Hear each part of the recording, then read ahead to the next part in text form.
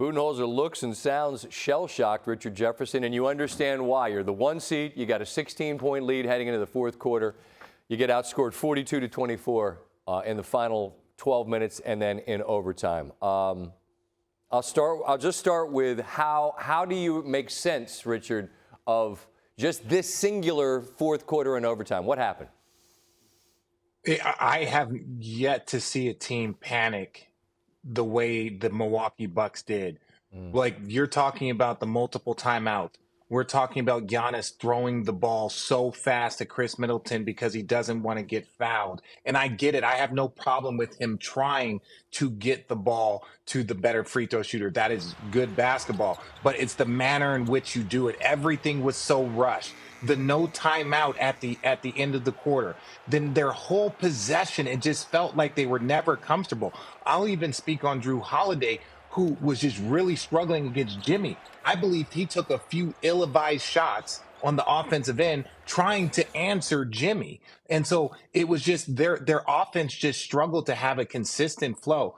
But when I say that the out of bounds, the foul on Kyle Lowry, that shouldn't have been a foul call. That was going to end up being the Miami Heat ball if the play would have gone on. There were 5 or 6 plays that I have never seen in a consecutive situation from a veteran team, from a championship team with this pedigree. I have never seen this amount from top to bottom. No timeouts called, errant passes, missed free throws. They didn't get a shot off to save their season. Astounding. That is mind-blowing to me.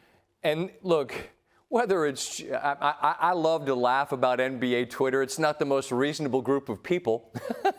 But listen, if Giannis and Coach Bud and this team didn't have that championship, man, they'd be coming for their neck, and they might still be. I wonder this, is this the type of meltdown that leads to an organization panicking and just looking at everything going, what are we doing?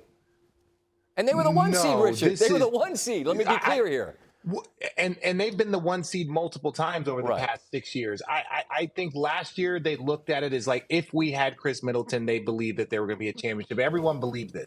Even there was improvements from year on year, whether it was late game execution, getting the ball out of Giannis's hands. And they did a lot of that in overtime, where I get it. Late game execution, when they won the championship, the ball was in Chris Middleton's hands far more than it has been. Now, maybe Chris Middleton isn't 100%. Maybe their offense hasn't been clicking, but ultimately they are playing a different style of basketball than they played when they won the championship.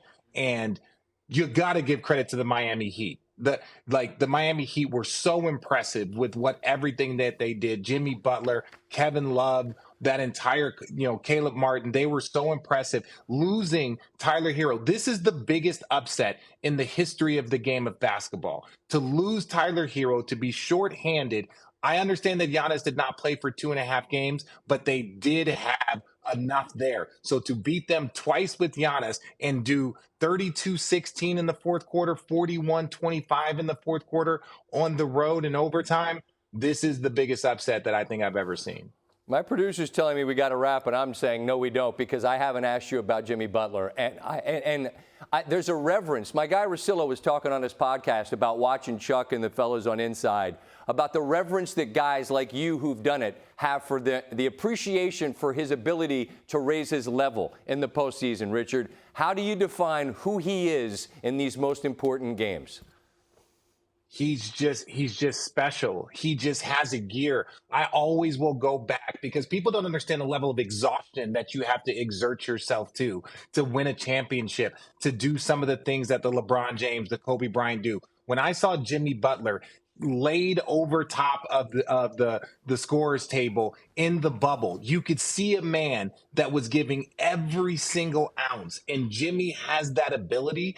And people cannot match his level. What he was doing against the defensive player of the year, former, in Giannis. Then you have Brook Lopez, who was top 3 this year. Drew Holiday is one of the best defensive guards on the planet. And they had no answer for him. That is uniquely special. It's one of the best performances that I've ever seen. Hey, and guess what? We get to watch him now against the Knicks, and we'll have to punt on that conversation, but we'll have time, Richard, to talk about it as that series will begin. The Knicks are listed as a slight favorite over the Heat and Butler, who I'm sure say that's fine with us after what they just did. Richard, I appreciate the time and the thoughts as always. Be well. Thanks for having me, Scott. Thanks for watching ESPN on YouTube. For live streaming, sports, and premium content, subscribe to ESPN+.